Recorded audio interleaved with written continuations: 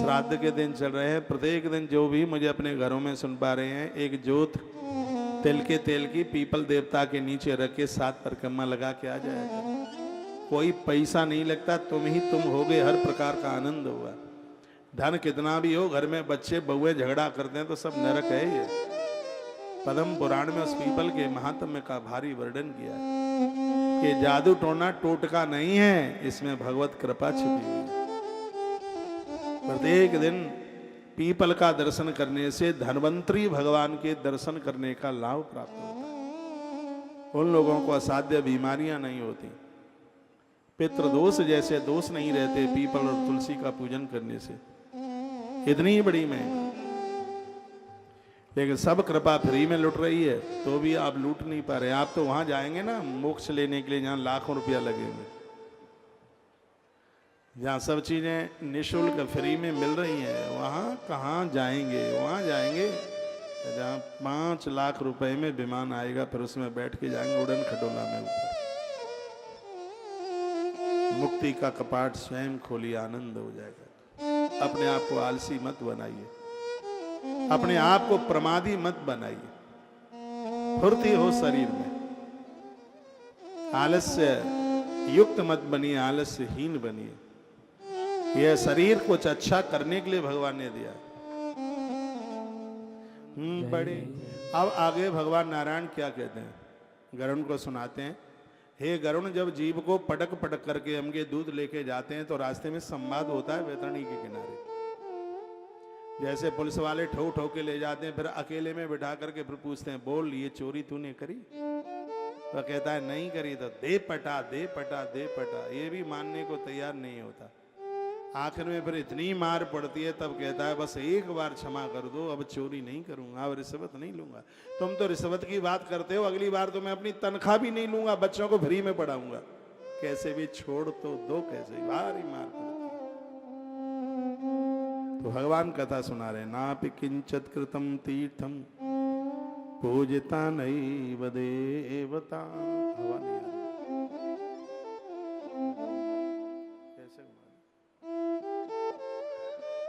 ग्रहाश्रमस्तथेनापि हंतकारोऽपि नोद्धृता। भगवान ने गरुण को सुनाया, कहा कि यम के दूत कहते हैं कि तूने कोई तीर्थ यात्रा नहीं की। यदि तू तीर्थ यात्रा करता होता तो तेरे पाप खत्म हो गए होते, फिर तुझे हम लेने के लिए नहीं, भगवान गरुण को लेकर तुझे लेने को जाते। क्या लिखा है? नापि किंचित कृतम तीर्थम, तूने कभी कोई तीर्थ की यात्रा नहीं की। साल में एक आध बार तीर्थ यात्रा जरूर किया करो। तीर्थ यात्रा करने से भक्ति, वैराग्य और ज्ञान तीनों के तीनों हृदय में बैठते। महर्षि वाल्मीकि जी ने कहा है, भगवान वहां जरूर आप उनके हृदय में रहना। किसके हृदय में? चरण राम तीरथ चल जाई, चरण राम तीरथ चल जाई, राम बसहो के मन माई। चरण राम तीरथ चल जाई,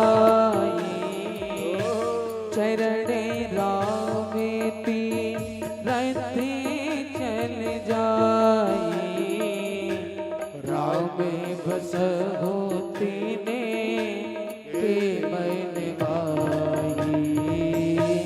चरण राम तीरथ चल जाई, राम बसहो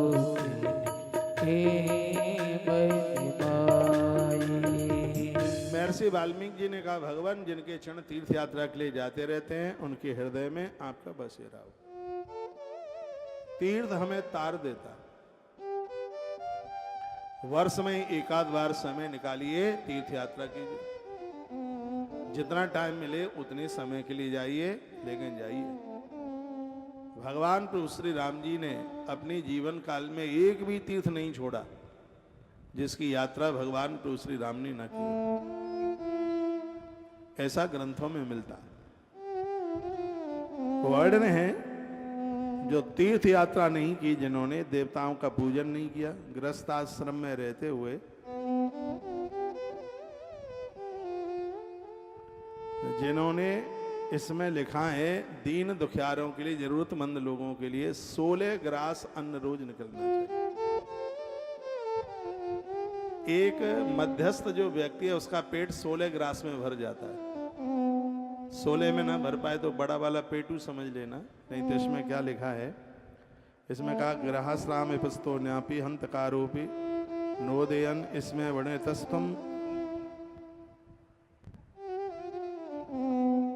16 ग्रास तीर्थम पूजता नैव देवता। जरूरतमंद व्यक्ति के लिए 16 ग्रास यदि तू उसके लिए अन्न निकालता रहता होता, तुझे आज यहां आने की बिल्कुल जरूरत नहीं पड़ती। अतिथि को दिया जाने वाला 16 ग्रास का अन्न, जिसमें 16 कौर बन सके। तो एक रोटी में 4 ग्रास बताए, तो कम से कम 4 रोटी, ऐसा नियम बना लें गरीब दीन दुखियारों के लिए 4 रोटी का अन्न रोज घर से निकले। ये बात आप पहली बार सुन रहे होंगे, मेरे लिए पहली बार नहीं है, लेकिन हो सकता है आपके लिए पहली बार हो। 4 रोटियों का जितना खर्चा होता है मूल्यांकन आप कर लें उसका। जरूरतमंद लोगों के लिए 16 ग्रास यानी 4 रोटी, इतना अन्न निकलना ही चाहिए, तब ही कल्याण होगा। यमदूत कहते हैं कि ये तुमने किया नहीं, इसलिए हमारे हाथों से पिट रहे हो। भगवान हरि ईश्वर है, वही अपराध को क्षमा कर सकते हैं, वही समर्थ है, हम नहीं कर पाएंगे। हम तो उन्हीं की आज्ञा से तुम्हारी ठुकाई पिटाई कर रहे हैं। क्षमा अपराधम कुरुते भगवान हरि ईश्वर, वही तुम्हारे अपराध को क्षमा कर सकते हैं। वयम तुषा अपराधानम दंड दाम ही तदाज्ञा, हम तो उनकी आज्ञा से ही तुम्हें दंड दे रहे हैं। तुम रोज चाहे गाओ, हम तुम्हारे ऊपर रहम बिल्कुल नहीं करेंगे। रुदंते ततो धूर्ता मुख पायुर रेणु, यमदूत उस रोते हुए पापी के मुख में धूल भर देते हैं, उसके मुख में बाथरूम कर देते हैं, मूत्र विसर्जित कर देते हैं। तो पानी प्यास के मारे व्याकुल पानी मांगता है। कुछ पापियों को और अनेक प्रकार से बांध करके उनकी पीठ के ऊपर मुदगर बजाए जाते हैं। जो पुरुष पराई स्त्रियों से, जो स्त्रियां पराई पुरुषों से कुकर्म करते हैं, खौलते हुए तेल के कड़ावे में उनके बोटी का एक एक टुकड़ा करके उसमें रांधा जाता है। ये पाप नहीं है, पाप का बाप है। कान में से रुई निकाल करके इस बात को सुन लेना, ठीक से सुन लेना। कहा गया जो अपराधी स्त्री और पुरुष को कर्म करते हैं, पराई स्त्री पराये पुरुष के साथ में गलत को कर्म करते हैं, ऐसे लोगों को तेल में खौलते हुए कड़ावे में उनके शरीर की बोटी की एक एक टुकड़ी करते हुए उसमें उसे रांधा जाता है। बहुत भारी कष्ट होता है, भारी तकलीफ होती है। शराब पीना, मांस खाना, व्यभिचार करना और रिश्वत लेना, ये पाप नहीं, ये पाप के बाप है। एक बार फिर और बोलूं, शराब पीना, मांस खाना, रिश्वत लेना, कुकर्म करना, व्यभिचार करना, ये कौन सा रह गया? कौन सा रह गया? एक 5 है ये, इसको पंच महापाप कहते हैं।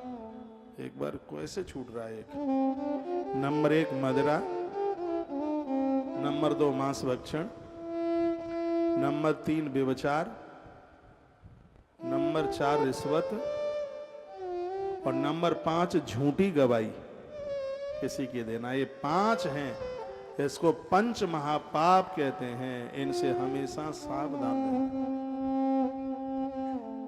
ऐसे बचने की कोशिश करना। कहीं इसको झूठी गवाही में और कहीं इसको चोरी में भी लिया गया है। तो ये पंच महापाप हैं, इनसे बचें। ईश्वर को प्रार्थना करें, भगवान हमसे ये 5 गलती ना हो। जो सदाचारी लोग हैं, चरित्रवान हैं, इनके दर्शन का फल हरि और हर के दर्शन का फल प्राप्त होता है। कथा समझ में आ रही है कि ऐसे ही ताली बजवा रहे हैं आपसे?